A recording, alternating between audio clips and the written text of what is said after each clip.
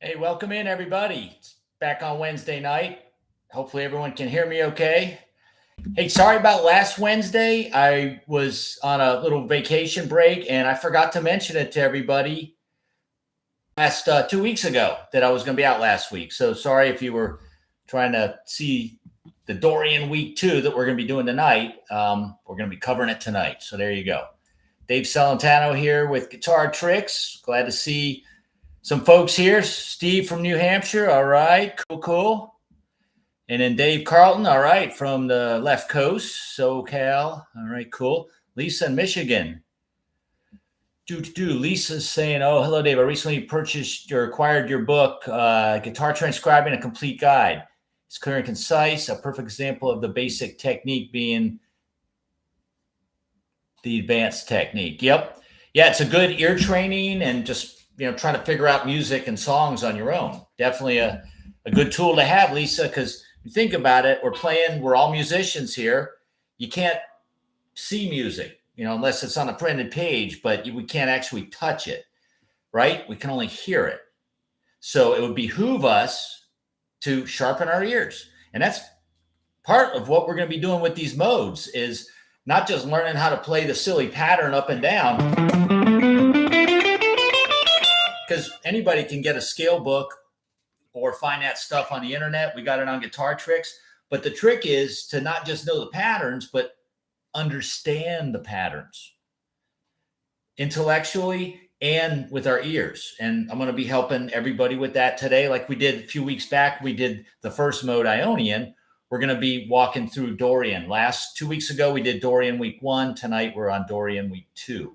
So let's see what we got here is some of the big differences between the modes. And Lisa, appreciate you helping support the cause. Cool. I'm glad you liked the book. Glad to help you out there. Danny, all right. Hello, Danny. And Roland, some familiar names and faces. And Russ, cool. Collins, all right. Cool. All right. Well, everybody, you should, if you don't already have the curriculum, we got 2 pages of stuff.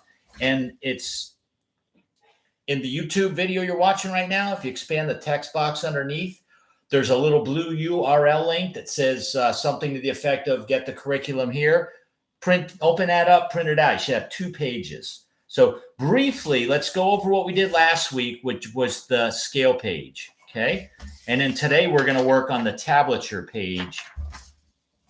It's a little different way of looking at the modes and listening to the modes. So the Dorian mode is the second mode. If we kind of go over some of the info up here in the text box, the modes are essentially an inversion of the major scale. Quick little review. The major scale is the Do, Re, Mi scale, right? We played it in C major a couple weeks back.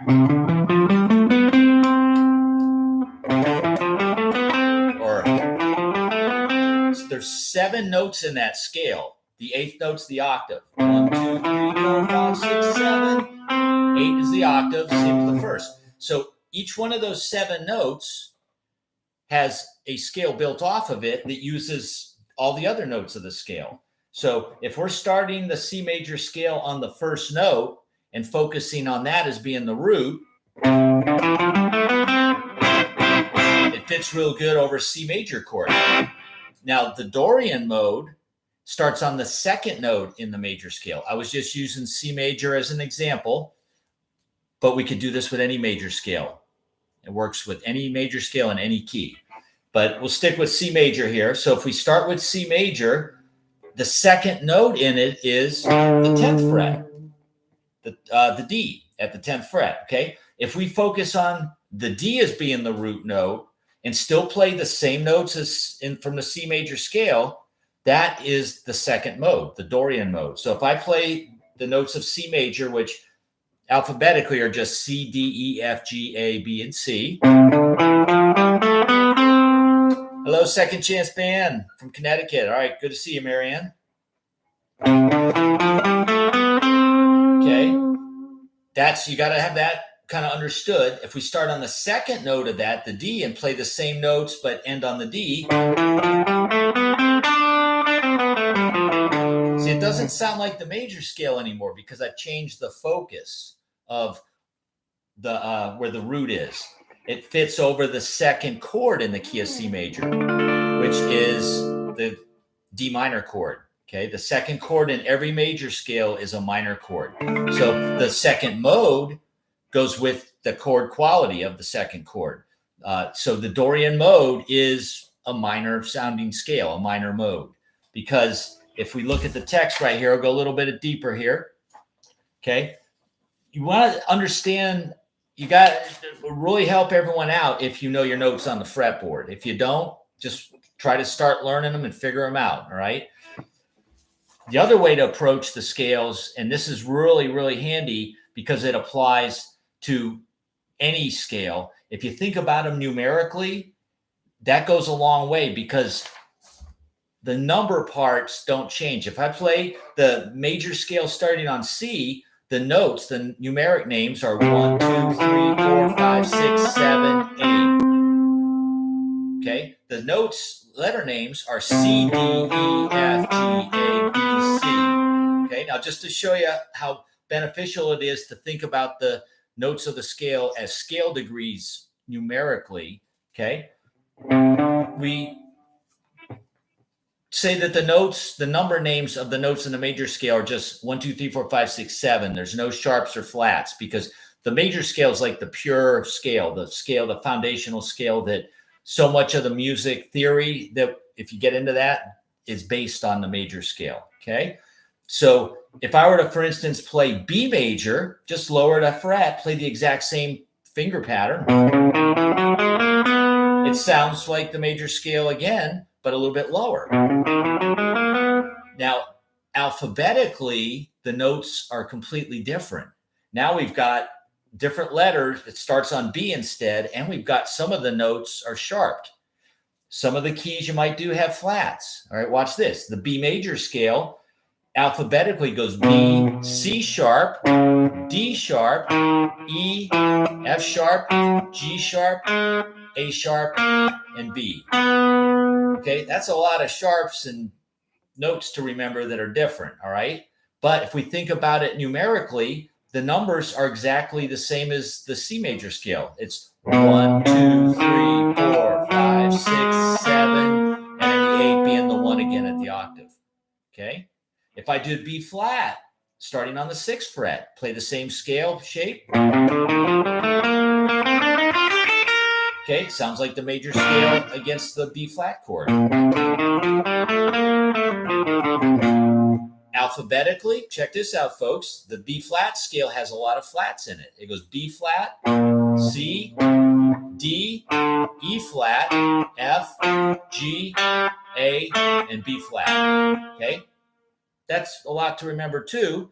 Think about this though, people. Piano folks, piano players, for instance, they have to know all this, the letters, because they're playing them. But on guitar, a lot of guitar players get really good and they don't know a much theory, or some of them don't even know any theory, but they know the geometry on the fretboard. These patterns that we play are movable up and down. That's the power and the beauty of playing guitar.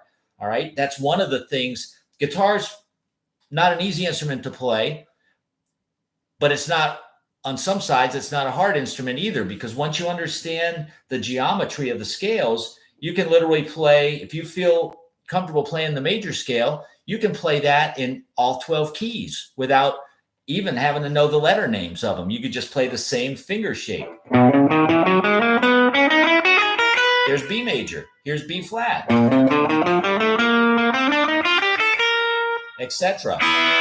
Okay, so it's really good to know your notes on a fretboard, but it's going to be very helpful here, folks, if we think about the scales in terms of their number degrees. Okay, what's the big deal about the numbers? Well, when we start analyzing and understanding, try to understand other scales like the Dorian mode, the number is going to come in real handy, because although we're still playing in for the D Dorian, what's on our sheet here, although we're still playing in C major, the letters are still all the naturals. There's no sharps or flats in D Dorian. It starts with D and goes D, E, F, G, A, B, C, D. Okay, and then it resolves on the D, and it goes with the second chord in the key of C. But but we don't want to necessarily play a C chord. We want to focus on the D. And a little common chord progression I gave everybody last lesson right here. It's very easy. It's just a D minor to a G, back and forth.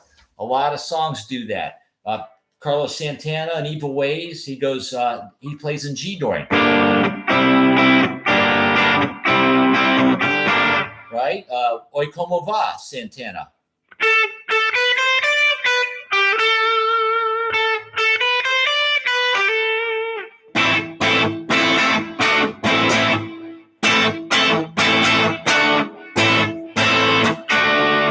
A minor to D major. So for D Dorian, though, we'll do that up here at the 10th fret, playing D minor, bar chord to G major, just back and forth. That's a very common rhythm. A lot of songs do that.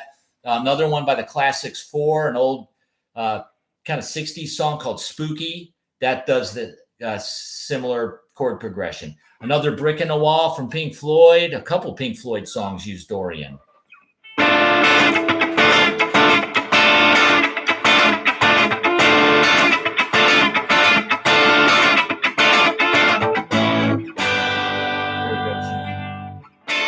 So in Brick in the Wall, he's funking out on a D minor chord. Then he goes to G. That's exactly what we're doing up here. We're just not playing it with the Pink Floyd rhythm. We're giving it a different rhythm.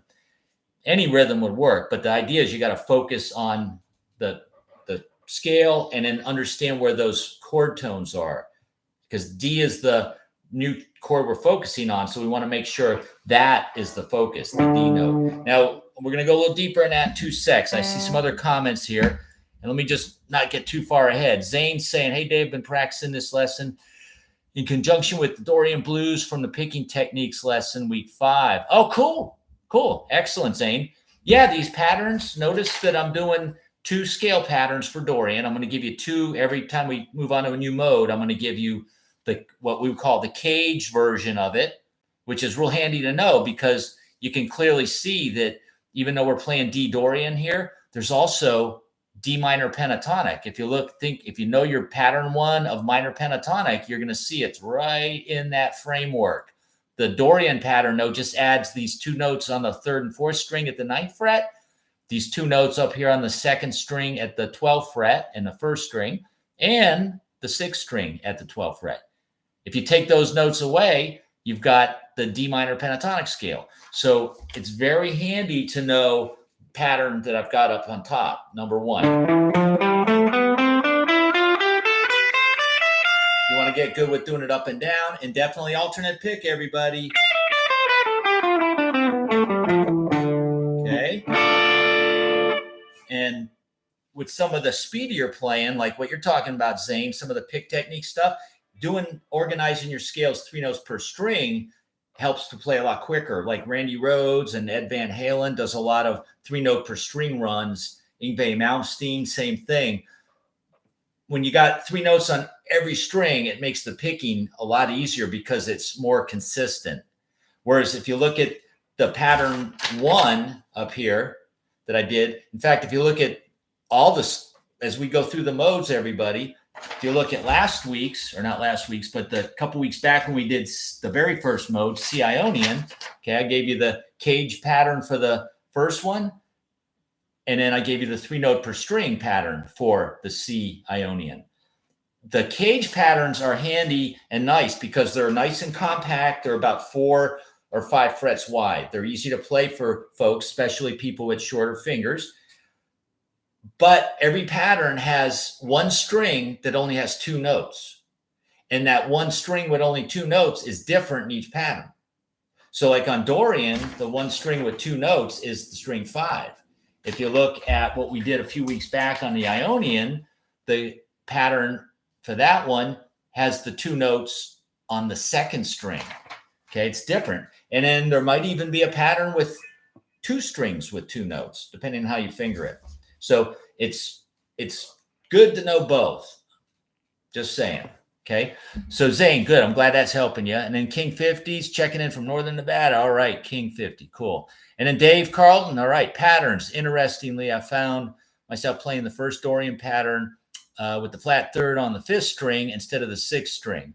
Must have done that for a long time now. Well, David, you actually want to do both. Okay, and you could figure it a few different ways. The two ways I'm giving everybody here, folks, are not the only ways to play a Dorian pattern. In fact, we can really play Dorian all over the fretboard.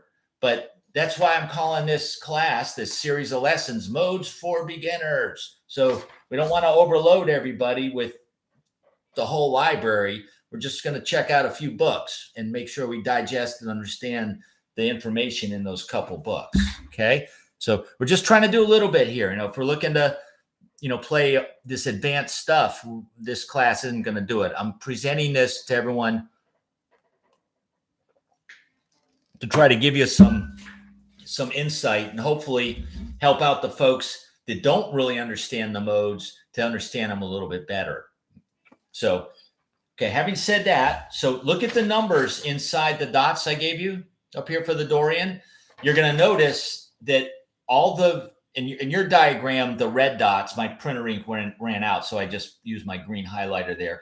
But the root notes are the red dots. That's note number 1, or R for root. Okay, then all the other dots have numbers in them. The delta sign, which looks like a triangle, that just indicates a major interval.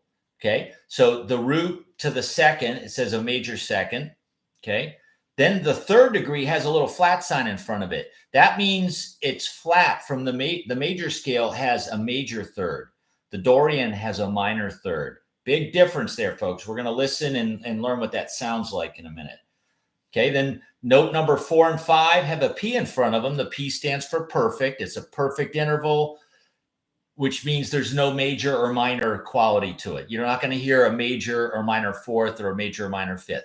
You will hear a sharp 4, and you will also talk about flat 5s, but they're not called minor 5 or major 4. It's a sharp 4 or flat 5. We'll talk about that later when it comes up. And then your 6th degree is a major 6. In other words, the major intervals, the ones with the little delta sign, the triangle, that means those notes are the same as where they would be if you played D major, comparing it to D minor. The only notes that change in Dorian are the third gets flatted, and then the 7th note is flatted, right? Now look up here in the text, it says Dorian is the second mode, starts on the 2nd degree, 2nd note of the major scale. And numerically, we want to think about the notes of the Dorian as 1, 2, flat 3, 4, 5, 6, flat 7. That's the theory part of it. We're going to lay that out on one string so you'll see and hear it too, and it'll help you to make some sense of it in a minute. That's what we're going to do on the tablature page in a few minutes. So having said that, everybody, play through this. Listen to this. If I played D Dorian and then compare it to D major, like superimpose your D major scale over that. You got to do a little homework here, folks. If you don't even know how to play your D major scale, you're not going to really help yourself out with this understanding. So I'm going to play the D major. Okay, now watch this. I'm going to play the 1, 2, the 3. We want to flat it. And I believe that's what David Carlton mentioned. He's probably playing his Dorian like this, which is totally cool. It's just another fingering you could do for Dorian, all right? But what I'm doing for everyone is trying to keep it in the framework of the cage pattern. So instead of playing that flat third, the F note there, I'm going to play it on the 13th fret 6th string. So we're going to go. Okay, you got that cooking right there. Hello, Bang. Good to see you. Okay, and then note number 4 and 5 are the same as the major scale. With the flat third, 4 and 5. The 6 is the same as the major scale. The 7 for the major should be that note, the major 7 or the C sharp. But here we're going to play a flat 7, which turns the C sharp to a C. Now listen, D major sounds very bright and happy. D Dorian, oh, that minor third, you hear how it's a little darker, a little lower sounding? And then the flat 7 too. Flat 7, flat third.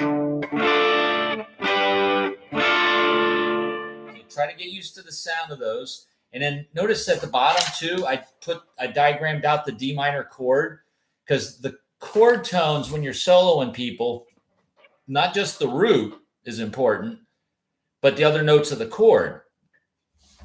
What are they? Well, it's always going to be the root, third, and fifth. But in this territory, if you're playing the pattern 1 up here, what I'm trying to do is show everybody how in the cage pattern, if you look down, skip over the 3-note per string for right now. If you jump down and you look at the D minor bar chord, you'll notice that all those notes are right here in that pattern, that scale. The scale always contains all the notes of the parent chord. And then the scale, the parent major scale that D Dorian is derived from, if D's the second note in the major scale, Dorian's based off the second note, the first note, you got to kind of think it backwards, would be the C. That's the parent major scale that the D Dorian's derived from. So we want to also not just know the pattern and the number theory numerically, but you want to understand what scale it's fathered from, it's parented from, where it comes from. And we're going to do that with each mode. As we learn a new mode, we're going to figure out the cage pattern for it, the 3 notes per string, the chord that would go with it, the foundational root chord, and what scale that particular mode is derived from. So we want to understand that too. So everything we're doing today is, we're calling it D Dorian, but it's derived from the C major scale. We're playing the C major scale notes, but we're making D the root. Okay, I can't stress that enough. And then if you want to,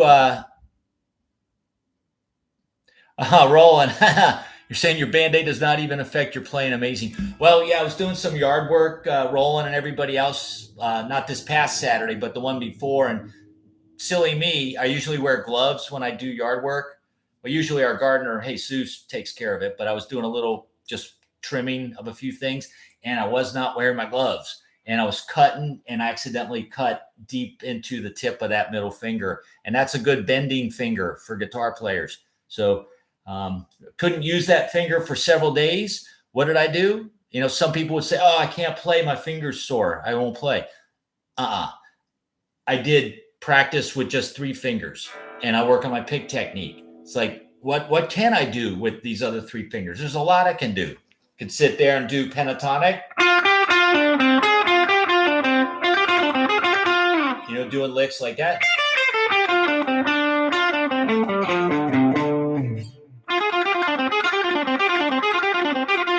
Stuff. Anything I could do that didn't use that second finger.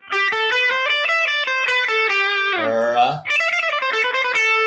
licks like that. We'll go over a few of those in a little bit because they're right out of that pattern. But now I'm able to use it, but I still put the Band-Aid on it because it still has a little bit of a cut. And at band practice the other day, I tried playing without it, and it accidentally ripped open again and started bleeding bad. So I'm letting it heal up. Should be done and ready to go in a few days with no Band-Aid. Yep. Yeah, Dave Trimmer, like Tony Iommi. Yeah, that Black Sabbath guitar player Tony lost the tip of his 2 middle fingers in a metal shop or a wood shop he was working in right before Black Sabbath got signed. Dave, yeah. But I didn't cut the tip off. I just cut into the finger pretty deep. So it's all good. It's healing up nicely. But I got this Band-Aid where I just play, like at band practice today, I was playing full on bending with it too. As long as I don't bend too much and too hard, it's healing up nicely. But yep, exactly, David. So we can get beyond our handicaps, people. Don't give up just because you got a hurt finger. How else can you practice? Use your other fingers. I don't know. That's just me. I love playing guitar. I love music. And I was jonesing, man, for a few days that I couldn't use the finger at all. I was like, wow, I really missed that finger.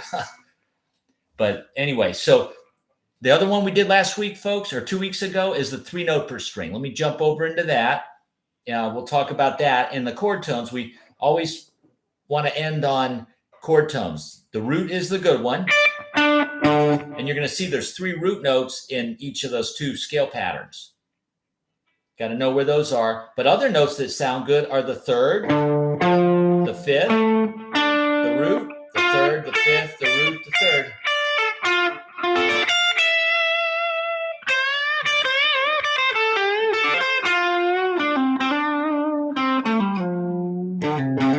See, if I play licks and stop on the chord tones, the third,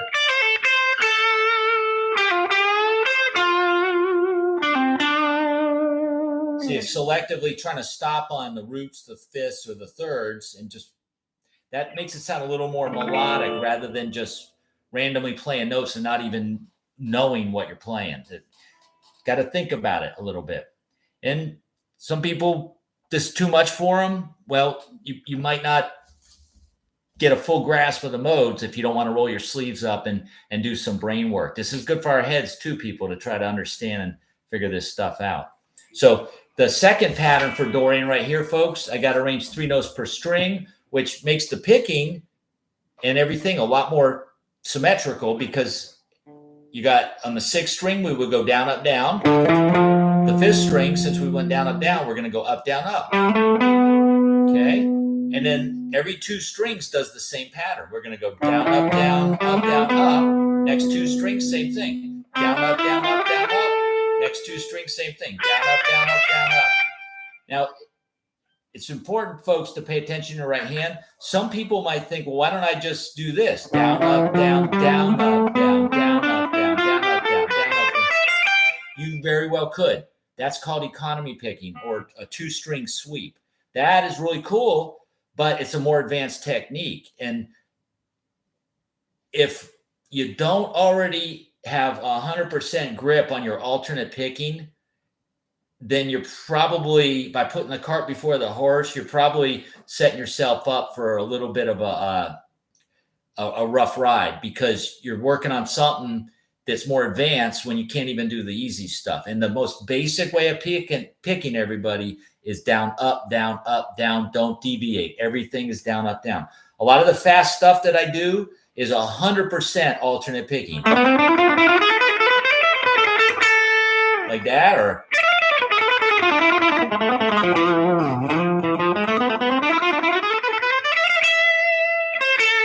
all that stuff is 100% alternate. And what happens is you're just moving your hand back and forth, and it never deviates. It's just like you're waving really fast. You got to practice it slow, of course, with the metronome to get it down, but it's just back and forth.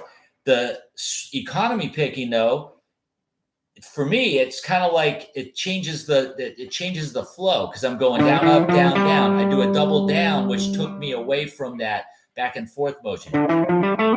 It's a different type of motion. You could also do a descending, where you start with an up, up, down, up, down, up, down, up. Okay. Okay, but for me, again, it's a lot easier just to play it. Plus, you don't really want to get the economy picking down just to play your scale fast, because in songs, guitar players, musicians don't just run up and down a scale real quick. They rarely do that. Usually what they'll do is make up sequences with the notes, and then they'll run the sequences up and down. So you got a little musical motif that you play, like maybe going something like that, or maybe even something a little simpler. Or actually this. And then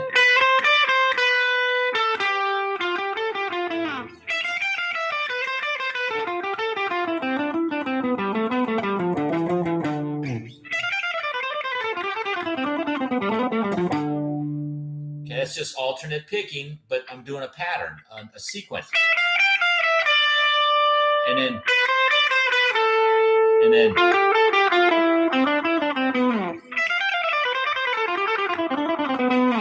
or change, make a more advanced sequence. Like, and do that on the 2nd and 3rd string. 3rd and 4th. 4th and 5th. So you got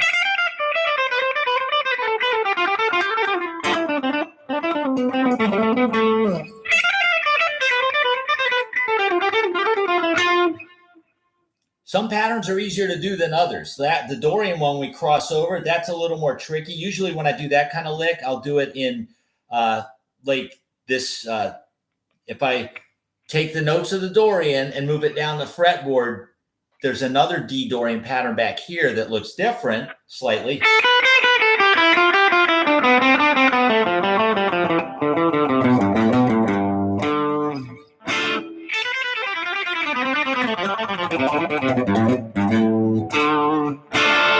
Back there. So every guitar player gravitates towards areas and patterns that feel comfortable for them. But you got to do the homework. You got to run through, you got to do it with all the patterns to figure out which ones are the easier ones to do it with. So we got to do a little homework with it. Okay, so that Dorian pattern, 3 notes per string, you could start out with fingers 1, 2, and 3 on the 6th string. Then on the 5th string, you don't have to change. See, my first finger and second are going to stay in the 10th and 12th fret all the way down until we jump up to that 2nd and 1st string. Watch this. So I go, and then on the 5th string, I go, change to my pinky on the 14th fret. Same on the D and the G string. You got 3 strings in a row that are 10, 12, 14. 10, 12, 13 on the 6th, and then 10, 12, 14. And then the top 2 strings are 12, 13, 15. Like that.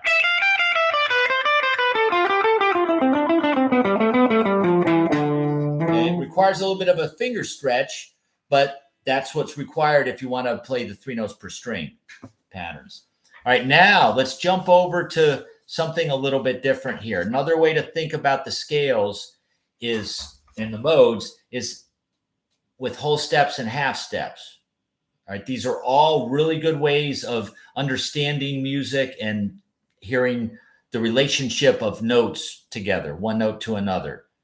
And scales, major scales, minor scales, pentatonic scales, every scale is built on whole steps and half steps. Now, a whole step on guitar equals 2 frets. If you're staying on one string, it's like if I play the 6th string, 5th fret, a whole step higher would be the 7th fret. Okay, it's always going to have an empty fret between them. Anywhere on your guitar neck, 8th fret, 2nd string, whole step higher would be the 10th fret. And then the other term we use is half steps. Half steps is the distance between any 2 notes that are 1 fret apart. Okay, it sounds a little darker. That's a minor second. The first one, whole step, is a major second sound. And then the minor second, we're going to hear that in our Phrygian mode that we're going to do. Phrygian is mode number 3. We're going to actually look at that next week. That has a minor second interval in it. Hear that darkness right out of the hatch? Okay, we're going to check that out later. But for right now, a half step is any note on a particular string and fret to the very next fret. Okay, you can think of the half steps sound like Jaws. You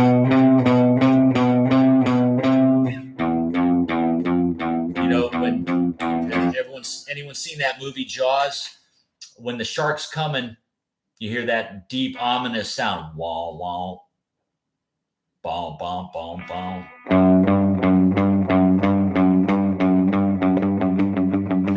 That's a minor second interval.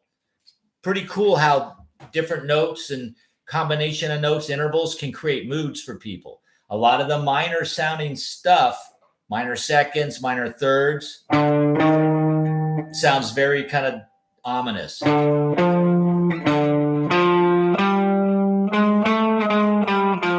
The flat 5, that sounds cool too. Feel that? Really cool. When you start to understand, not just, hey, show me that lick, and then you play it. You have no idea what you're playing, but you can play it. Okay. That's cool.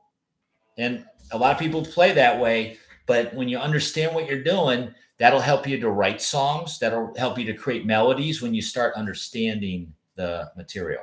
Okay. So back to the ranch here, folks. Whole steps and half steps. So you want to think about, whenever we do a scale, you also want to think about it on one string with whole steps and half steps.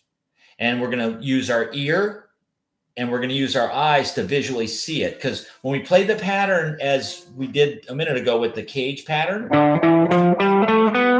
it's easy to see that the first two notes, the root to the second, well, that's a whole step, right? Yeah. And then the second note to the minor third, that's a half step.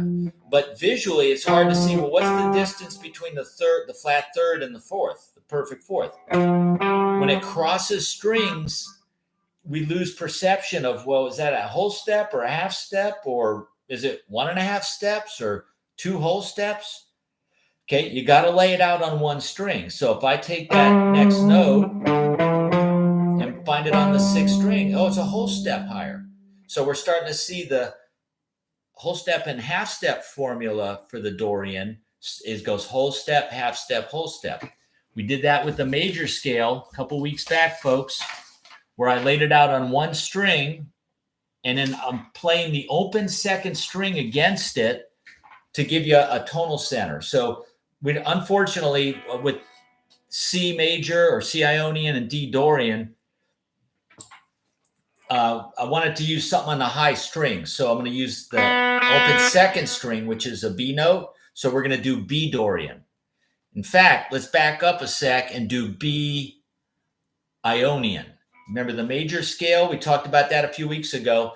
The formula for that, and I'm going to pull open my sheet here for the Ionian. And if you don't have this, you can go back to find the YouTube video where we did Ionian. Week 1 and week 2 has the same curriculum on Guitar Tricks YouTube channel there. Okay. I did B Ionian. And if you look above, between the first and second note, I got a W, stands for whole step. The second to third note's got a W, whole step. The third to fourth note is a half step. It's 1 fret apart. The fourth to fifth is a whole. Fifth to sixth is a whole. 6 to 7 is a whole, right? And then 7 to 8 is a half step. And it's also good to be able to play it backwards. So not just going up, but go backwards as well. So ascending, let's listen to what that Ionian sounds like, because we're going to compare the Ionian to the Dorian. And I'm going to use the one string against the open B, and I'm going to play notes on the first string. So the first string for B Ionian is, you can just use one finger too, if you know your whole steps and half steps. We'll go 7, whole step up to 9, whole step up to 11, whole half step to 12, whole step to 14, whole step to 16, whole step to 18, and then a half step to 19. That's your 1 again. That's the octave. That's the resolve. Hear that? Okay, try it backwards. Okay, now if we add in the open second string, it sounds like a little bit of a sitar style of music, kind of Indian, Middle Eastern sounding. You can hear how the other notes of the scale are affected against the root note. Okay, whole step to the second note, whole step to the third, half to the fourth, hold to the fifth, hold to the sixth, hold to the 7, and then a half step to the root. And going backwards, just try, and the example 2 that I gave everyone on that sheet a couple weeks back for Ionian does it down. It's all right there for you in tablature. You can just use one finger, because this isn't about playing fast right now. It's about understanding the scale. 19 on the first with the open second, half step to the next note, whole step, another whole step, another whole step, another whole step. Oh, I'm sorry. Let's think of Dorian. A half step. Replay that again with the right notes, folks. So it's got that major sound, very bright and happy. It sounds like the major scale descending. Okay.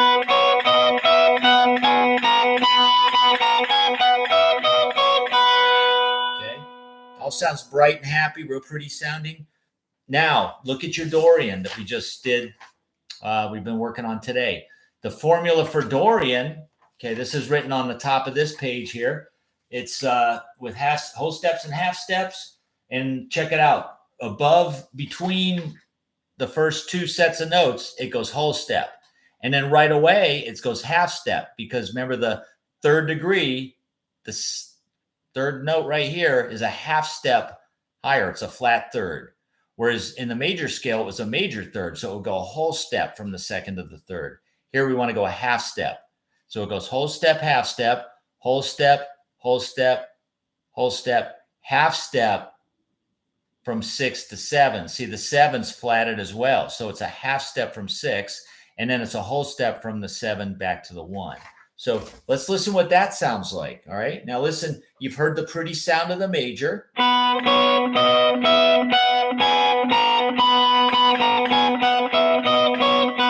listen to this. The numbers 1, 2, 3, 4, 5, 6, 7, 8, 1, back 7, 6, 5, 4, 3, oops, 2, 1. Yes, my knees hurt. Bingo. Great analogy there. My knees hurt says Dorian is the sad version of Mixolydian. That's exactly it. And we're going to compare these. Once we get deeper into more modes, we're going to compare like that, my knees hurt. My question for you, my knees hurt, is it's a sad version of Mixolydian. What makes it sad? What note or notes are changed from Dorian to make it Mixolydian, or vice versa? What notes from Mixolydian are changed to make it Dorian? Okay. Let me see if you can come up with that, my knees hurt. The flat third. Right on. All right. No stumping you folks. Some sharp as a tack people out there. Good deal. Yes, David. Yep, you're right. And obviously you knew that, and my knees hurt knew that. Yeah. Mixolydian. I don't want to get too far ahead because that's the 5th mode. We got still 3, 4 to deal with, Phrygian and Lydian before we get to Mixolydian. But we're going to do them in order. But you're absolutely right. The only difference between the Mixolydian and the Dorian is that Mixolydian has a major third. So it's a little more of a happy sound, but it does have a flat 7. Works great for the blues and a lot of the classic rock. Yep. All right. My knees hurt says, my issue is I can memorize the stuff from a book, but I can't hear it with my ears. Well, that's why we're doing what we're doing right now. My knees hurt is I'm trying to get you and everyone else to listen. It's not about shredding and playing a bunch of crazy stuff. We're just going to do what we're doing right here in the first 2 examples on this tablature. The B Dorian ascending, B Dorian descending. We're going to just do them with one finger. It's not about playing fast. It's about listening, using your ear, and listen to the sound of the notes. So the Dorian has a flat third. Hear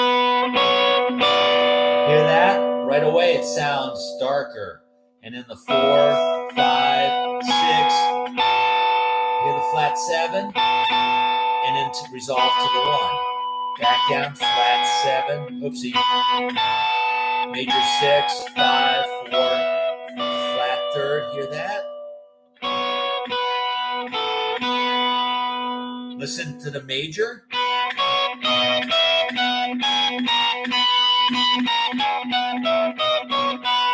Now Dorian. There you go. There's another one. That's it.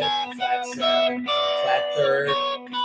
Might be good too, people. If you want to understand this too, try to call out the numeric name. Don't worry about the letter names, because if we did this in another key, it's different letters. Like if I do it against the G string and play Dorian, it's different frets, but the power is knowing the whole steps and half steps. Whole step, half step, whole step, whole step, whole step, half step, whole step. That was in G Dorian.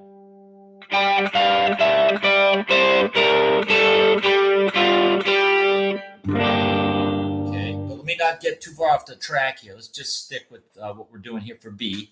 Okay, so try to listen to those sound qualities as you're doing that. My knees hurt. You know, that sounds a lot darker than. And then up here, we go 5, 6, flat 7 to the root.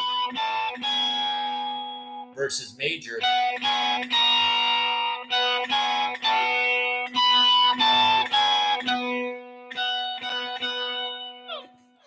So It's all about listening, trying to recognize those interval sounds. And then Dave's saying, reminds me of a Stone song.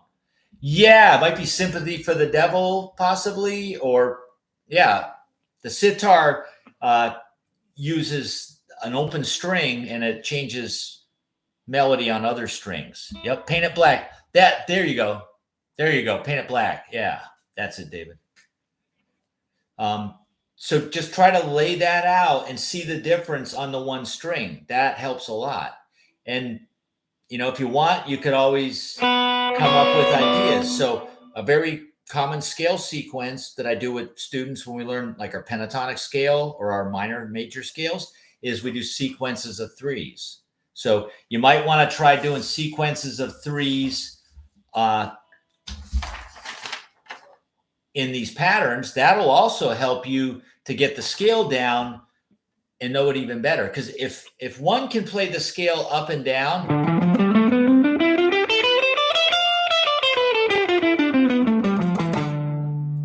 that's fine. But if you can't improvise with that and absolutely know where all those notes are without getting lost and playing wrong notes, we really don't have the scale down.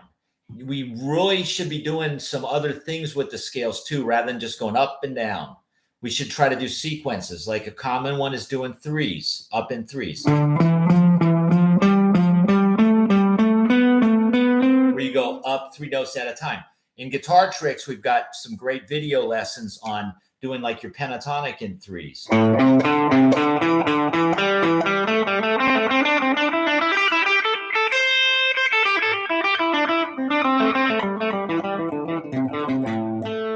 Okay, that helps you to mix up the notes of the scale.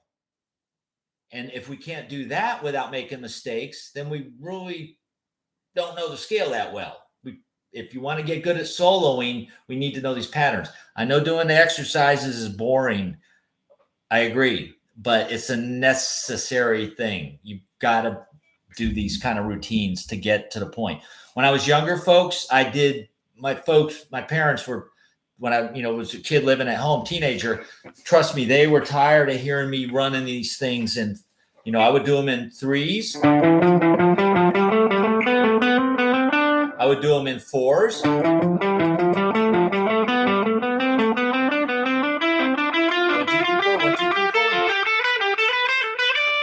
Etc. You get the idea? I do them in thirds, where you go 1, 3, 2, 4, 3, 5.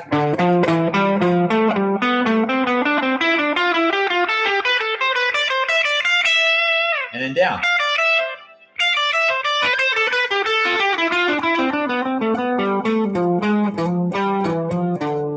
Okay. A lot of times doing those sequences, it's for me, it's easier to do it when it's 3 notes per string, because it becomes the same idea across all the strings. I just have to get the fingers in the right spot.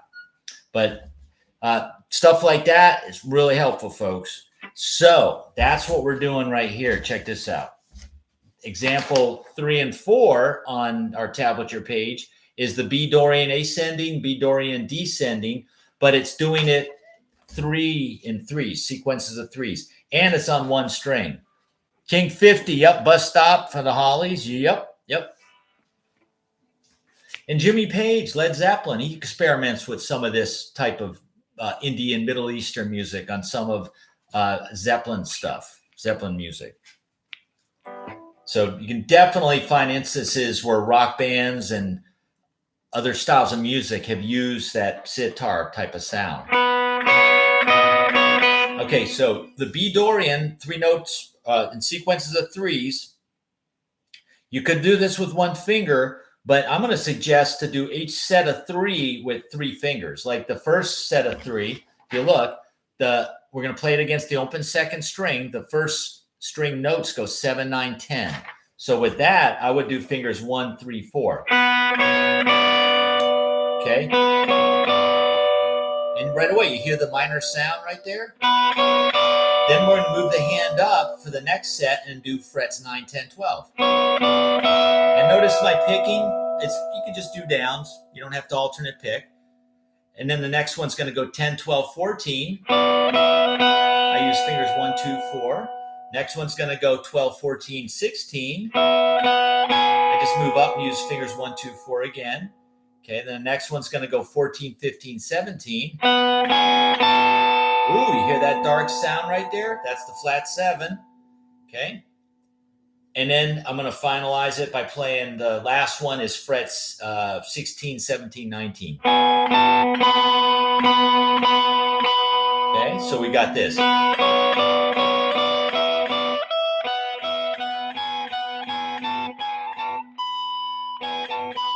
Try that one more time.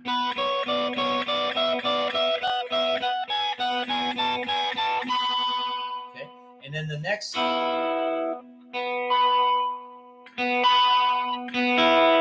Sounds like I'm out of tune a little bit. Hang on.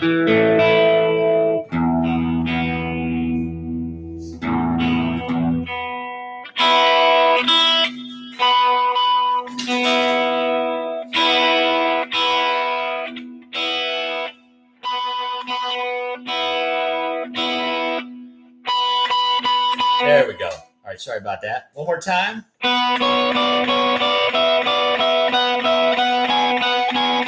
Oops. One more, folks. Okay,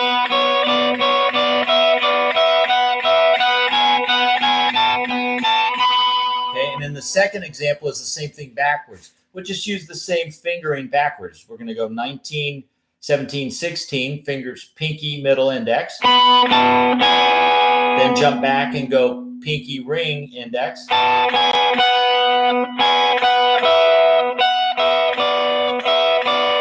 that flat third?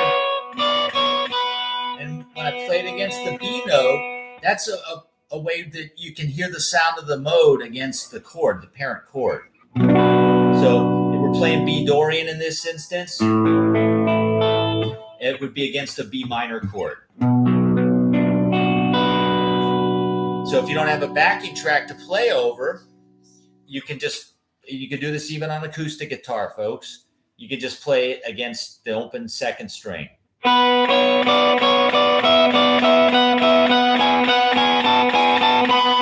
descending.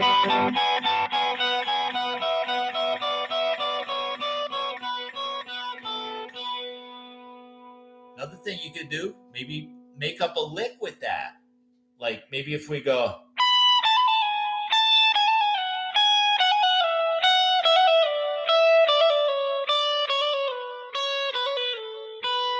This isn't on your music, everybody, but you could do the lick I'm doing is 19, 17. And then when I do the 17, I hammer back to the 19, pull off to the 17, slide back to the next scale note. So I'm going to go.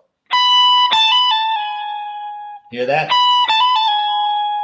And then I'm playing the open B string with it. There you go. And then we just repeat that idea, 17 with the 16, hammer on the 17 and pull off. Slide to the 14.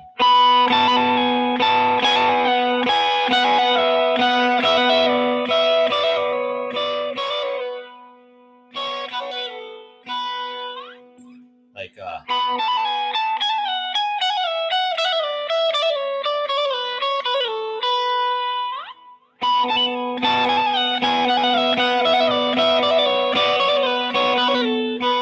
just kind of experimenting. Another thing that sounds neat is to jump back and forth. Maybe you go from the first note to the third, to the second, to the fourth, to the third, to the fifth.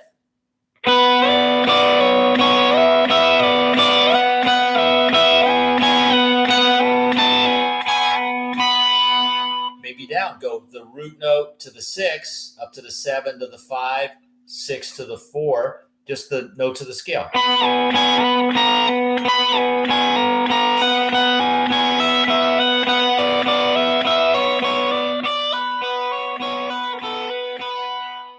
That dark, that flat third sound gives a lot of power when you understand which notes are creating the magic.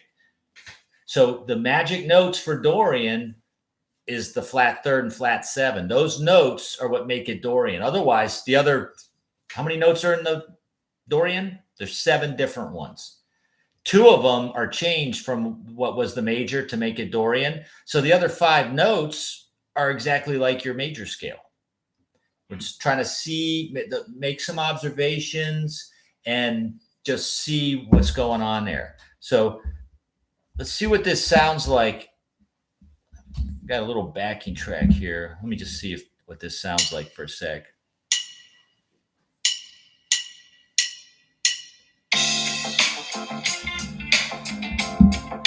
Okay, that's a D minor to a G with a funky groove.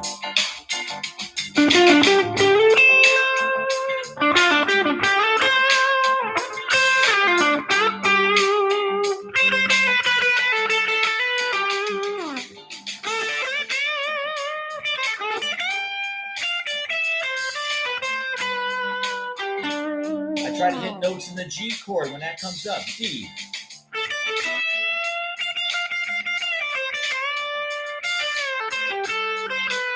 There's your G.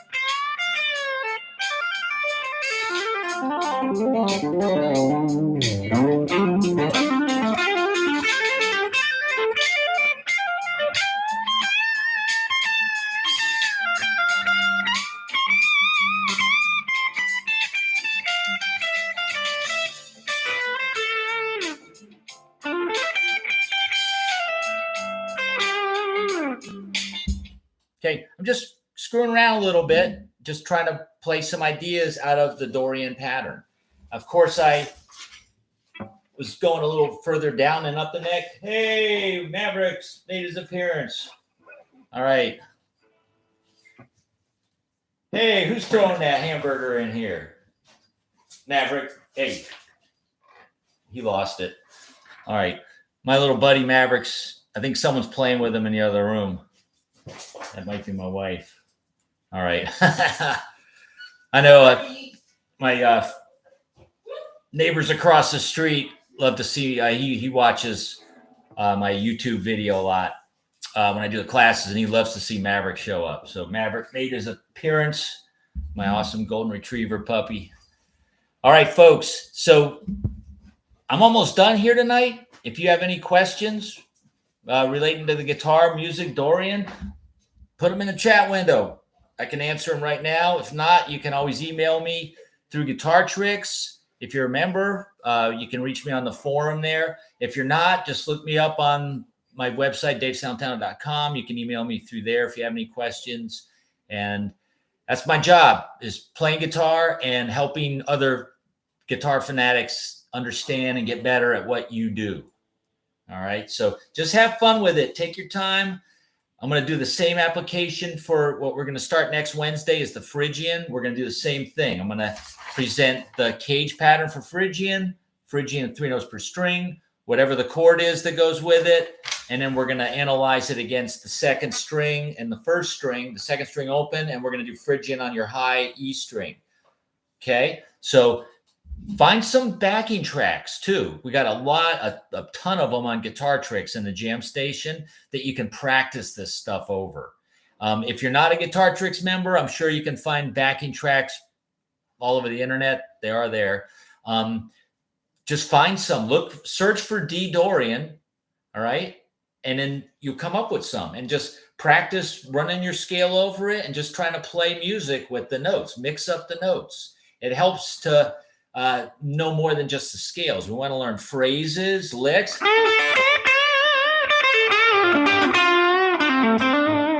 You know, those are all phrases and licks that I've done.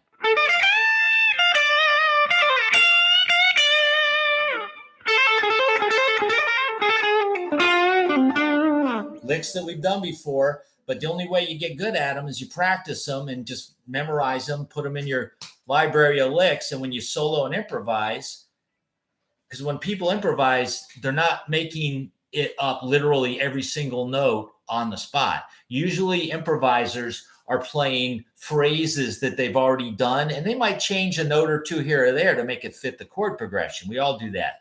But you've got to develop a library of phrases and licks. If you're going to be a blues guitar player, you're not going to go, all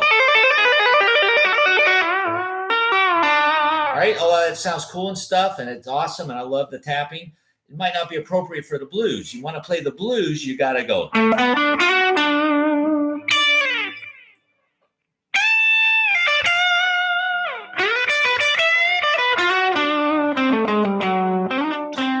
You got to play them bluesy licks. That's what you need if you're going to play the blues. If you're going to play shred guitar, you probably aren't going to play. You're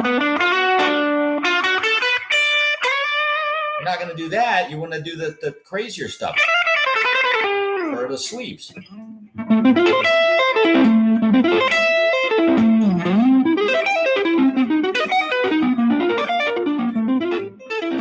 Band-Aid's kind of not helping my cause. All right. Anyway, you get the idea, folks. All right. Enjoy. Have fun. I'll see everyone next Wednesday. And we're going to be doing Phrygian week 1 of 2 next Wednesday.